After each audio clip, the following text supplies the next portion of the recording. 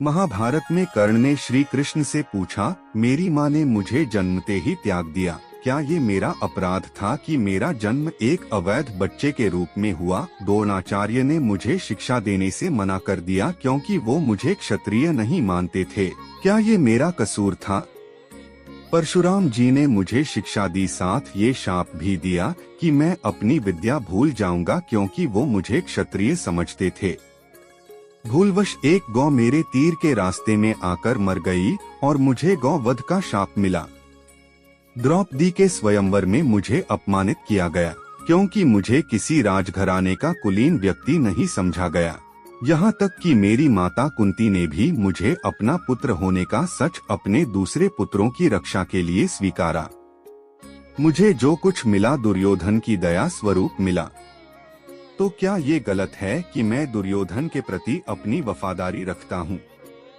श्री कृष्ण मंद मंद मुस्कुराते हुए बोले, कर्ण, मेरा जन्म जेल में हुआ था। मेरे पैदा होने से पहले मेरी मृत्यु मेरा इंतजार कर रही थी। जिस रात मेरा जन्म हुआ उसी रात मुझे मेरे माता पिता से अलग होना पड़ा।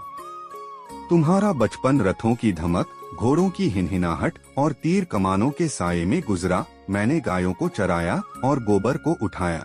जब मैं चल भी नहीं पाता था तो मेरे ऊपर प्राणघातक हमले हुए।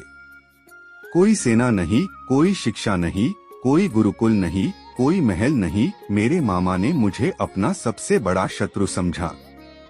जब तुम सब अपनी वीरता के लिए अपने गुरु व समाज से प्रशंसा पाते थे, उस समय मेरे पास शिक्षा भी नहीं थी। बड़े होने पर मुझे ऋषि सांदीपनी के आश्रम में जाने का अवसर मिला। तुम्हें अपनी पसंद की लड़की से विवाह का अवसर मिला, मुझे तो वो भी नहीं मिली जो मेरी आत्मा में बसती थी। मुझे बहुत से विवाह राजनैतिक कारणों से या उन स्त्रियों से करने पड़े जिन्हें मैंने राक्षसों से छुड़ाया था।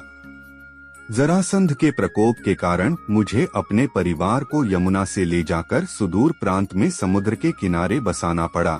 दुनिया ने मुझे कायर कहा। यदि दुर्योधन युद्ध जीत जाता तो विजय का श्रेय तुम्हें भी मिलता, लेकिन धर्मराज के युद्ध जीतने का श्रेय अर्जुन को मिला। मुझे कौरवों ने अपनी हार का उत्तरदायी समझ। हे कर्ण, किसी का भी जीवन चुनौतियों से रहित नहीं है। सबके जीवन में सब कुछ ठीक नहीं होता। कुछ कमियां अगर दुर्योधन में थी तो कुछ युधिष्ठिर में भी थीं। सत्य क्या है और उचित क्या है, ये हम अपनी आत्मा की आवाज से स्वयं निर्धारित करते हैं। इस बात से कोई फर्क नहीं पड़ता कितनी बार हमारे साथ अन्याय होता है। इस बात से कोई फर्क नहीं पड़ता कितनी बार हमारा अपमान होता है। इस बात से कोई फर्क नहीं पड़ता कितनी बार हमारे अधिकारों का हनन होता है। फर्क सिर्फ इस बात से पड़ता है कि हम उन सब का सामना किस प्रकार करते हैं। जय श्री कृष्णा। वीडियो पसंद आया हो तो वीडियो को लाइक, सब्सक्राइब और शेयर जरूर करें। धन्यवाद।